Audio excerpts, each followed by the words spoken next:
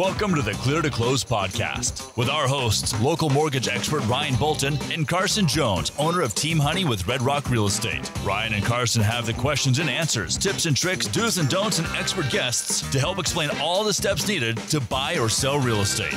And now it's time for the Clear to Close podcast. Welcome, everyone. I've got a special guest with me today. Carson actually just had his baby. So, hey, second baby. A wonderful experience. She came a little bit early, so that is a fantastic story. But I got Ryan Judd. He's been on my list to have here in studio because one of the most important parts about owning a home is getting an appraisal done on the report, whether you're buying cash or whether you're doing a loan against the property. So I want to talk to Ryan today about some of the things that go into determining a home's value. So we have a slide here. I want to kind of go through these key points with you first. So let's pop up our first slide. So our first thing is, how do appraisers determine the value of the home? I think number one is going to be the location of the home. So kind of obviously a home that's sitting right on the beach in California is going to be different than a home sitting in Barefoot, Idaho, even if it's the same quality, construction, builder. I mean, all those things can be similar. So how much do you look at location? And when you're doing an appraisal, how far away can things be to use that as a comparable? Thanks for having me, first of all. Sure. Glad to be here. To answer your question, anything in life that has value has scarcity. So location comes down to what's replaceable or is it easily replaceable. So if you've got tract homes in the middle of a field that you can replicate over and over and over again, that land isn't going to go upward in value exponentially if there's an excess in inventory. But they're only making so many homes up on a cliff or next to the beach or on the golf course. And so typically that's why those homes command greater values, and the location is the premier value indicator to start. Okay. When you're doing an appraisal, how far away from a subject property is there rules and stuff like that determine, okay, here's the home on Main Street, I can go how far away to use that as a comparable? Because you hear times where it jumps over a freeway or railroad tracks or certain things that exclude that from the comparables. When you're dealing with like a Fannie Mae, Freddie Mac loan, they go into lending parameters or neighborhood parameters. They want the comps to be within 1 mile. No, there isn't an exact distance that we're tethered to, but as far as when we're appraising for like a typical Fannie Mae loan, yes, they want those comps within 1 mile. If we're going to exceed that, we explain why. And the reasonings why on that would be like, you say you've got an exponential home, like in a very fancy home up in Springdale, up on a cliff overlooking Zion. And all of a sudden you could have a comparable sell that's in Park City or other parts of the state. And so certain homes do warrant to go further away for a comparable sell. Okay. And in comparables, what is a comparable? We hear comps, we hear that word. What would you say is like a definition of comparable when it's on an appraisal? Utility would be the word that comes to my mind. What has similar or like utility? What has a similar view? What has a similar kitchen, bedroom count, bathroom count? And of course, location, as we said, garages, condition, quality, all of those things. So what makes it comparable is, does it have similar utility? Does it have similar amenities? And like I said, that's where location is really important, because if you're in a certain unique area, there's not that same unique area within, say, a mile away from that home, because it is in a view area or golf course or something. That's when you have to maybe expand to a different area. Have you seen a lot of comps where you're in southern Utah and have to use something as far away as Park City to kind of justify why that home is that, or is it usually closer than? Usually you can pull that off. Like, St. George, this southern Utah market, you get up into, Kayenta or Entrada, Stonecliff, you have like custom home developments, but there's adequate comparable sales to use those. At times I have ran into some homes. There's been some homes that are, $3 to $10 million homes here that are unique. And when they are unique, sometimes there's a reason that we've gone to Vegas for comps at times for some of these larger homes that command higher price points. Okay. Let's pull up the slide again. Let's go through another thing here. How much does, so right here is, how do appraisers determine the value of the home? The next one we have here is the age of the home. How much, I see sometimes where you have this effective age versus actual age, and now sometimes that can raise a red flag that if it's, so much 1950 when it was built, but effectively it's 1 year old. I mean, how do you handle that as an appraiser when you do have something that's been remodeled or has had those upgrades to be able to kind of change its effective age? How much does that really play into what comps that you use? Effective age plays into everything. Okay. Where typically older appraisers back in the 70s, 80s, 90s, they were adjusting year by year. And so if a home was built in 78 and one was 85, you would adjust per year base. But we primarily base it off of effective age now and condition. And so you can have a home that's 100 years old, but they took it down to the studs, they redid the electrical, they redid the plumbing, the roof, the windows, everything. And all of a sudden the effective age of that home is 3 or 5. And so all of a sudden you're comparing that 100-year-old home to a 3-year-old home. because of its effective age. Does it work the other way around? Let's say you've got a home that is older versus the newer homes or more than been remodeled. Does it have kind of the reverse effect if the remodeling hasn't been done on the home? If it hasn't, then all of a sudden you're looking for other homes with similar utility, like I said, or similar condition and like amenities. And so things that have deferred maintenance or things that haven't been updated as much, we seek similar or comparable properties. Okay, great. So let's pull the slide up one more time. We're going to do a couple more here. This kind of plays into the age maybe a little bit, is the condition of the home in relation to the other comparables. Again, like how much has been remodeled, if it's got a lot of deferred maintenance. You know, you can see one house that's just been beat to heck, hasn't had any maintenance to it, another home that's just been kept up. So how much do you look for the condition and how that wear and tear is played out on that home versus the other comparables? Because when you're doing the comparables, is it something where you're going into that house as well, or is it more just what data you can find out about, say, a home that's been remodeled? Primarily, we're looking at the main items, such as kitchens and bathrooms, how much they've been updated, because those are what items return the most in investment as far as a return on value of when you're updating those items. And so when we're looking at our subject property, we'll look at the kitchens, the bathrooms, all those things, what type of updating there's been. And then when we look at a comparable property, we go through the photos, hopefully that we have through the MLS, and then we either interview the agents or we look at those photos, or we've walked through those properties ourselves to make those comparisons. Yeah, and that's part of using a local expert, a local team. That really makes a big difference to be able to know. I've had a couple times where we've done appraisal and said, oh yeah, I appraised that house 5 years ago or whatever. So there's also some common knowledge of just having somebody that's experienced, that's been into so many of these homes, been into the neighborhoods, watching the trends of what's happening, like you said, in condition and quality of construction, stuff like that.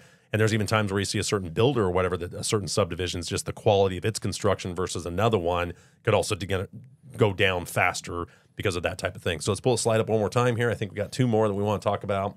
Okay. And let's see. The next one here is the additions or remodeling. So I find this is an issue when you've got somebody that does do some sort of remodeling, that especially when it's addition or square footing, adding, maybe you're converting a garage into bedrooms, that they don't go through the process to get it permitted to make it actual square footage. Maybe another one's finishing basements. So talk about how dollar per square foot affects when you're not getting permits, or the difference between, say, a basement and above ground square footage. So primarily, it's always advisable to go through proper channels when you're doing an addition. Was it built to code? Was it built to standard? All those things. And this is really when it's an addition, adding square foot, not necessarily cosmetic changes like carpet and paint. Well, you're talking stuff that even is a garage structural. floor. When you build a garage floor, it isn't structurally compacted like the rest of your home. And so when they do footings and things like that, they actually pour all of your slab before on your home, and then the garage is the last thing poured. And the way it's compacted and the way it is not the same as the slab of your floor of your house. And so it's inferior in quality. And so it can shift, and it's actually sloped down for water drainage as well. So it's not perfectly flat. Yep. And so that's where you see a lot more cracks maybe in a driveway or a garage floor than you would necessarily in the foundation of the home. If you ever want to look for expansive soils or what's going on, the best places to look are in the exterior patios or the garage floor. Good. Well, that'll look at tell that. you what's shifting the most. There's a tip for you. All right, let's go to the slide one more time. Oh, let's talk about basement. I do want to talk about that because I've had a lot of people that think that, other than upgrading kitchens and baths, that maybe finishing the basement can be good, and they go really overboard on it versus the dollar per square foot that's actually going to add in value. Now, obviously, it adds use and how they want to use the home, maybe amenities that'll attract a buyer, but sometimes the budget that's spent on it, thinking they're doubling their value of their home by finishing the basement. So talk a little bit. We don't have a ton of basements in Southern Utah. It's mostly slab on grade, but it is something where you do run across people that have basements. We have a lot of walkout basements. Yeah. Okay. But even then, basement square footage typically is cheaper square footage to construct, primarily because you're pouring a slab anyway, and you just have to pour the stem walls 9 feet down, 10 feet down, and you get that extra space. But then to finish it out, it doesn't cost you any less to put the carpet, the paint, the fixtures, the bathrooms, all that stuff is similar costs.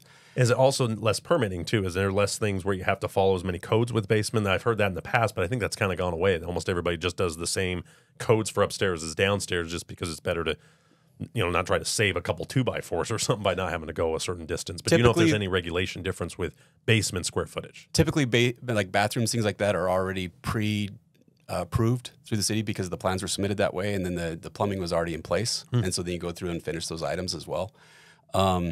Cost as it just depends on location as well and how many basements there are. Like, so if you're primarily built out into a home of an area of 1,800 square foot homes with no basements, and you all of a sudden have an 1,800 over 1,800, and you're the largest home in the neighborhood, that becomes not good.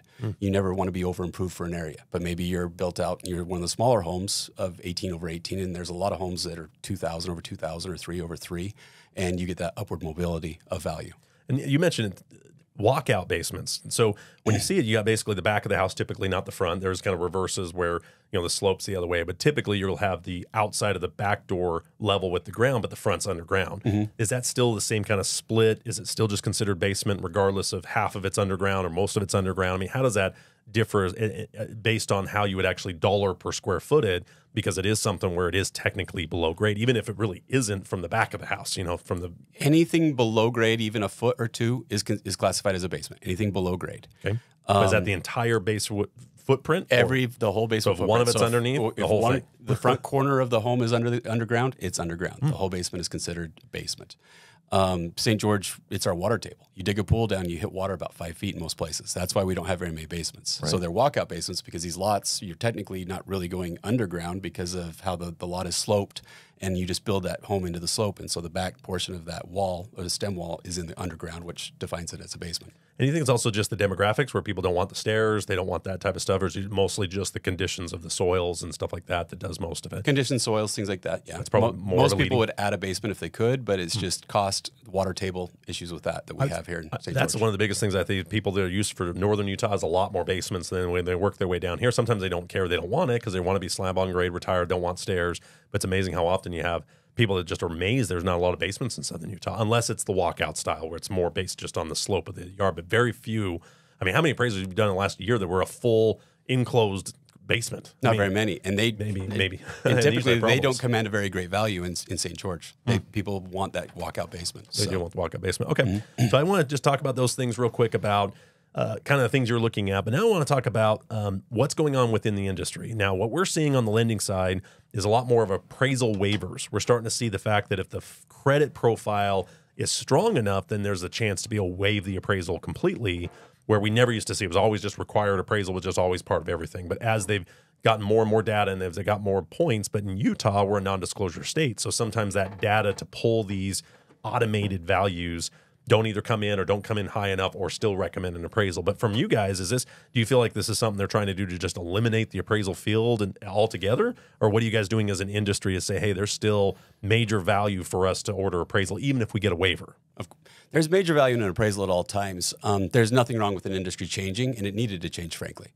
Part of the appraisal waiver is before, a lending was based solely on the asset and the asset only. Now it's more of a total risk assessment of what's the borrower's credit score, what's their asset base, what do they have, and what's their down payment. And so if that waiver comes across, I still advise people to get appraisals.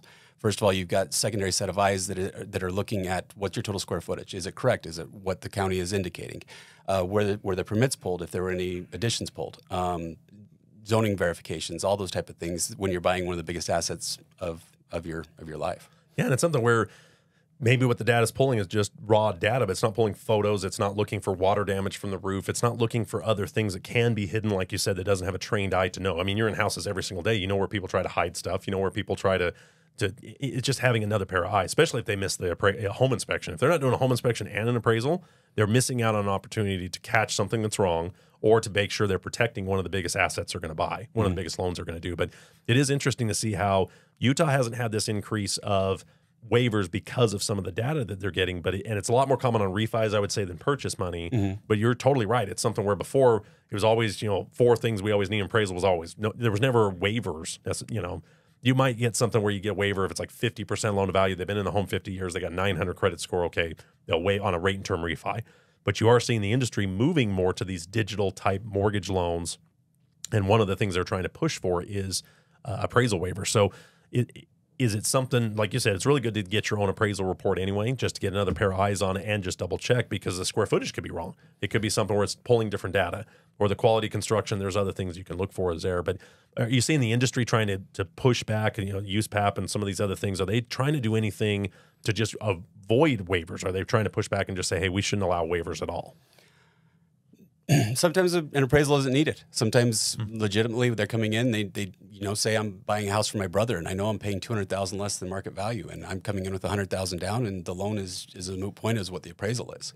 But when you're getting an appraisal, or if there's an appraisal waiver, you truly don't know what the value of that home is going in. You can have your agent telling you, yeah, I feel really good about it, but most agents are great, but they are working on a commission base. They get paid when they sell a house, and both sides. And the appraiser is the only unbiased party there to say, hey, here's the data, here it is. And for $400, you're getting an independent opinion based off of this huge asset buy that you're doing. And so it just cuts out anybody that's a commission-based, from the loan officer to the realtors, they're all getting a cut of that buy.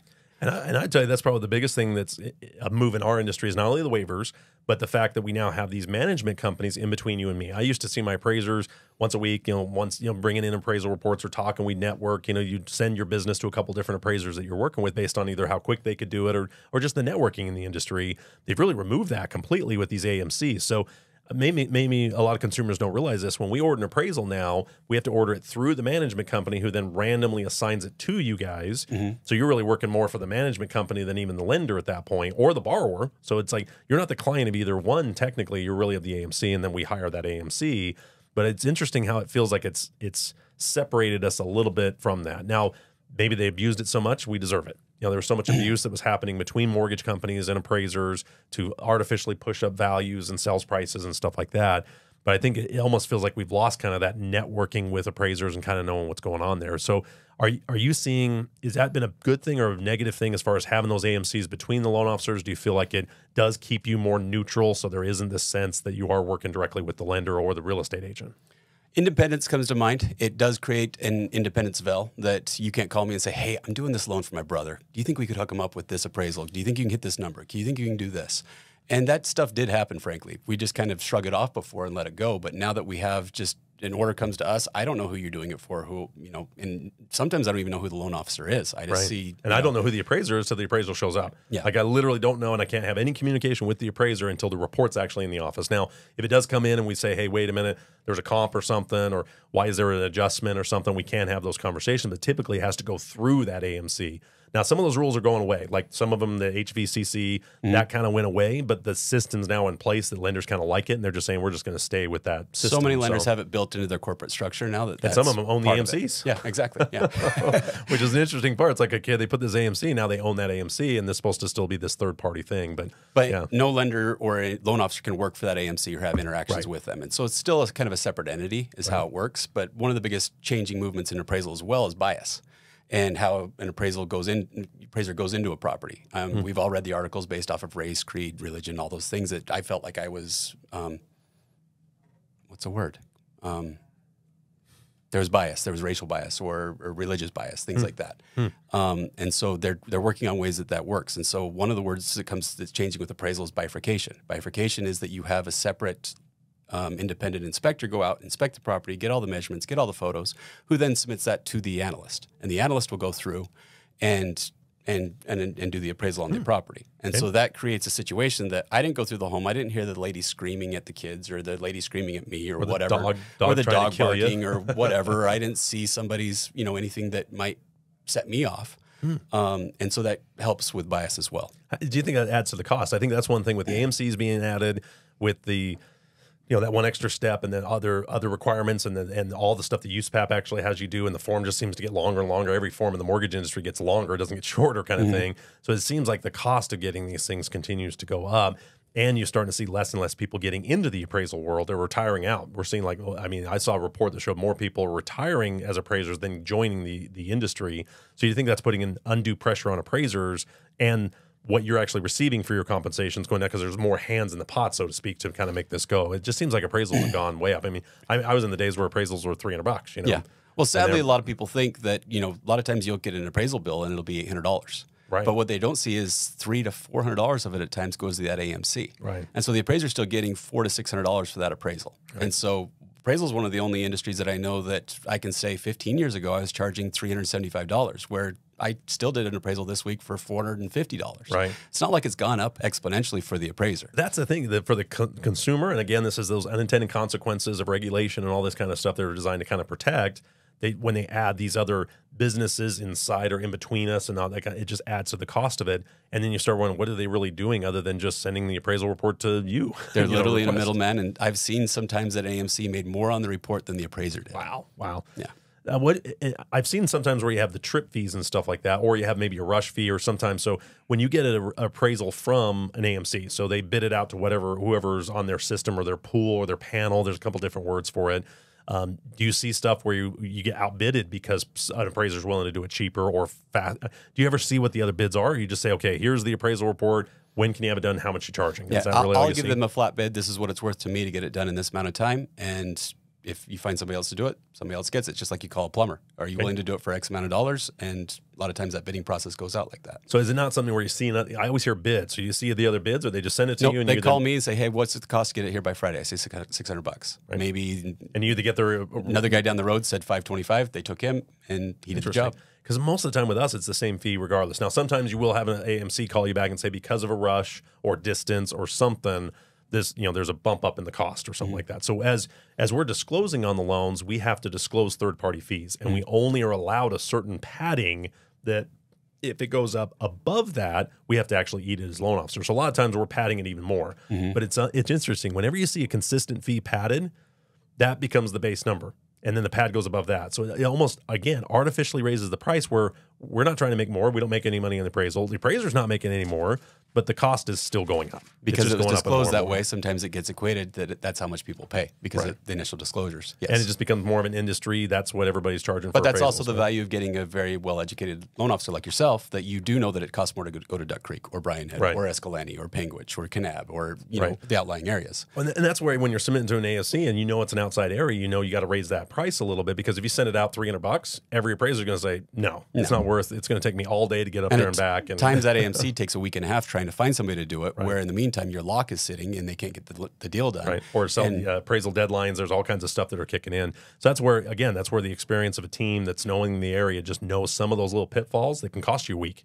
If I get to the point where I'm not seeing an ETA on the appraisal report within a few days of ordering it, that's usually when I know, okay, either the time frame's too quick, location's an issue, price, something's an issue why no appraiser is taking this bid. Now, and that's probably why I worked on trying to make sure our panels also have enough to be able to kind of accommodate all areas. But it's something where you don't want to have 50 appraisers on there either. How many times are you seeing other appraisals for like second reviews? Do you see anybody, even like buyers and sellers, ever going to you and say, hey, can you review this appraisal? It just feels like it's wrong, or their comps are wrong. Or do you ever really see a lot of that? Lenders will approach you for a desk review or a field review where you review other work, or even in private appraisals, they're like, hey, I got this appraisal. I need you. Would you be willing to look at this? So yeah, for a fee, I review that report. I go through and say, yeah, I feel like this is a substantiated report, or no, I do believe that they could have used these comparable cells and created a more accurate value. I think that's been helpful too. There's sometimes you can say, hey, why did they skip one? There's more than the 3 comps, 6 comps, depending on how many comps are in the appraisal. And you'll be like, well, wait a minute, there's this. Why did they skip it? And there's sometimes a reason, sometimes there's not. But it's interesting to get it's a lot easier when you have those numbers or this street address, what it's sold, and say, okay, here's this one. Why did you skip it? So that's sometimes where we've talked as well and said, hey, can you just take a look at this one?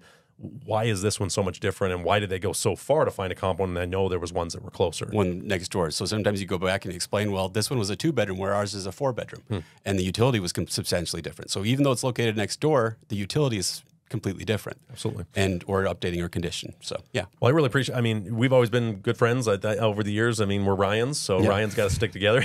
But it's something where, how does somebody get a hold of you? So if they do get an appraisal waiver, or they're paying cash and they just want to have a pair of eyes that are unbiased, like you said, how do they get a hold of you directly? Because a lot of times people think they order the appraisals. Even buyers will say, oh, do they order the home inspection? Do I order the appraisal? And we say, no, we have to order that as a part of a loan process.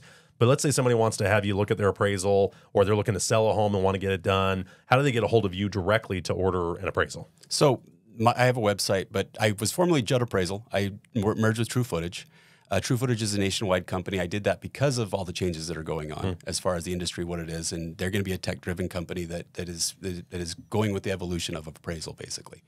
To get a hold of me directly, so on the note of appraisal waiver, real quick, say you're buying a home or you're listing your home, and when an agent lists your home, they only go onto the county and it automatically inputs from the county website, 1,700 square feet. If I go out there and I measure the home and I come up with 1,790 square feet, If I'm 90 square feet more and you're selling at $300 a foot, I'm pretty sure it was worth you paying me $200 to $300 to come out there and measure it. That's a great point. And so even then, I just think it's part of a due diligence on a listing or selling side to have an appraisal done just to secure your decision. Yeah, a lot of times they'll say, where did you find that square footage? County records. How many times are county records wrong? So getting something that's a third party saying, yes, this is actually the square footage, that can make a big difference. And if there is a big discrepancy, maybe there is an issue with permitting or stuff that was done on there as well. So really appreciate your time, Ryan. I think we flashed up his information on there as well. Yeah, cell phone, email, feel free to reach out to me. On my website, I'm ryanbolton.com. We're going to put your information there as a preferred vendor. We have some issues, obviously, when it comes to our AMCs and stuff like that as well. But we really appreciate your time. I hope you enjoyed the show. Submit any questions, comments, and concerns. Otherwise, we will see you next week.